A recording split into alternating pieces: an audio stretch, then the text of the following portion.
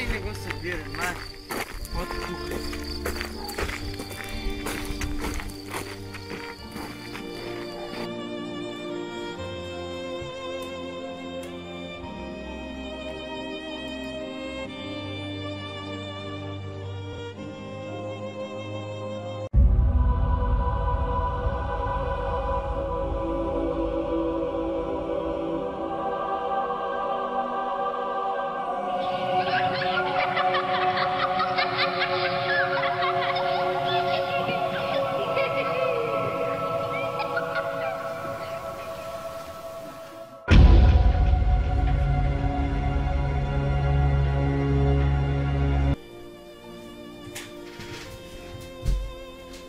Зажи, това ли честа?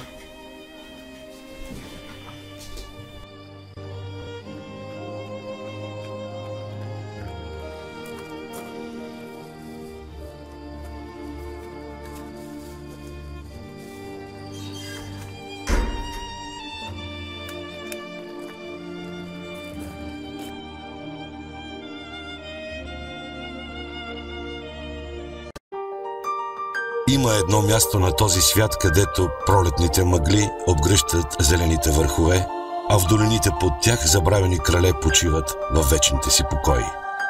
Място, където слънцето осветява чезнещите руини на погубени империи, а дивите гори още шепнат за стъпките на могъщи войни, крачили из тях. Земя, в чиито недра са скрити златни съкровища, земя на магии, изоставени светилища, на пролетни цветя, на малки потоци, превърнали се в могъщи реки. Място събрало в едно свръхестествена симбиоза на драматизъм, красота и величие. Сред неизбродими планини, плодородни равнини и стръмни брегове, планински селца и градове. Място, което може да ви очарова или изненада, което да познавате и да откривате отново всеки ден, малко по малко. Това е България. Високи сини планини, реки и златни равнини, небето нежно от каприна. Това е моята родина. В България живеем 7 милиона човека, сред 4 милиона тона буклук. Да променим картината. Замислете се, променете се и вие.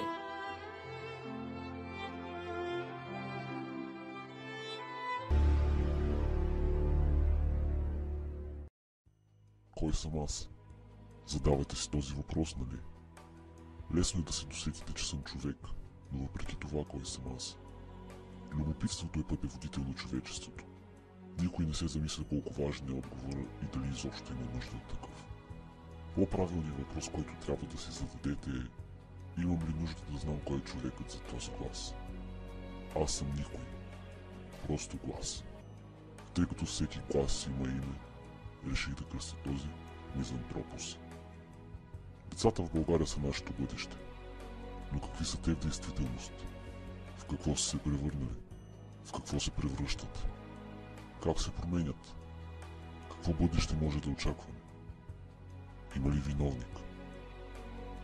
Истината е, че вече почти не съществуват истински деца.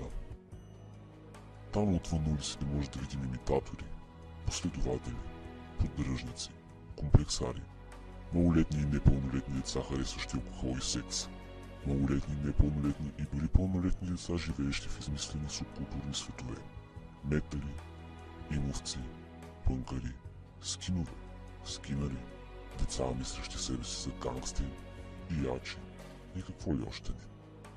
Всичко друго, но не е истински деца. Истинските деца се срещат много рядко и вероятно са в съотношение 1 на 1000. Децата отдавна са спрели да вярват в детството. Сега модата е друга. Малките стават големи, големите стават още по-големи. Ще разгранича текущото детско поведение в няколко социални статуса. Първият ще го нарека синдром на алкохола. Децата обожават да пият алкохол. Почти без значение от възрастта и реалното им желание да го правят, 96% от децата след 12-13 годишна възраст започват да употребяват алкохол в различни количества. Те никога не пият сами, защото когато са сами, няма пред кой да се показва, що за лекета са в действителност. Всъщност в тяхната представа това е изкачване по стълбичката на иерархията в социалното общество на техните приятели.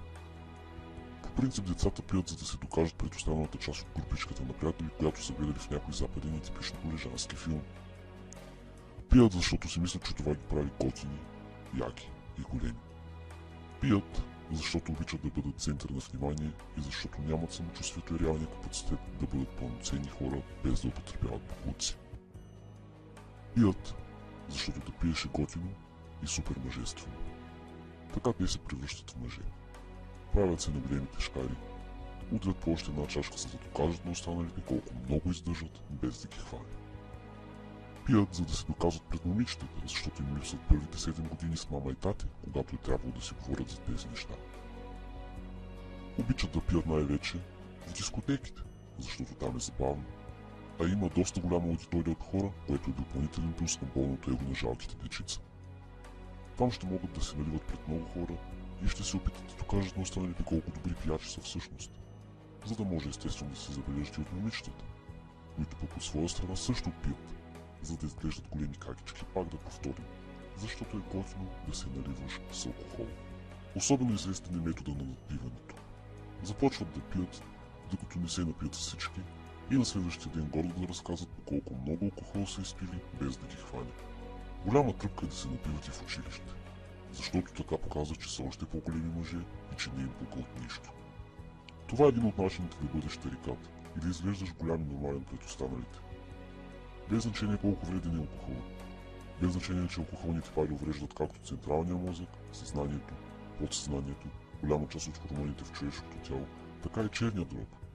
Без значение, че на 60% от тях дори не им е приятно да го пият. Без значение, че това ще им разбие организма. Го правят в името на доброто самочувствие и го правят просто защото другите го правят. Да си съсипваш организма за тях е просто дума, израз и изречение. Не им пука какво рискуват, защото не знаят какво рискуват. Следва синдром на наркотиците. Разбрахме, че е готино, вървежно и иновативно да пиеш алкохол, но още по-иновативно е да приемаш наркотици. Тук нещата са съвсем малко по-различни. Децата приемат наркотици, защото е предизвикателно, защото искат да изпитат тръпката, за да се впишат в компанията, за да докажат, че могат, за да не изостават от приятелите си, които пък от своя страна може да ги сметнат за страхливци. Най-готино е да пушиш трева, защото е приятно, че е готино да пушиш трева. А и какъв по-добър начин, за да докажеш колко напреднал голям и стойностен човек си? 80% от децата пушат трева, защото са сигурни, че тя е безвредна и защото са убедени, че дори влияе добре на организма. Повечето от тях не могат да сметнат кой е 8 по 9, но пък върно защитават тезата и са абсолютно сигурни в действията на тревата. Знаят, че не предизвиква пристрастяване, знаят, че не пречиства белите дробове, знаят, че ги кара да се отпускат, но има няколко неща, които пропускат за нея. Тревата убива множество невронни и мозъчни клетки. Процесът на мислене при хора, употребяващи или употребявали трева, протича 50 пъти по-бавно от хора, които никога не се е опитвали. По време на синтеза и усвояването й в мозъка трайно се увреждат няколко части от него. Хора, употребявали трева, предразполагат организма си за раково заболяване 1500 пъти повече от хора, които никога не са опитвали. Риска от инсулт се увеличава до 800 пъти. Риска от развитие на психично заболяване се увеличава до 10 000 пъти. И все пак, според тях е готино да пушиш трева.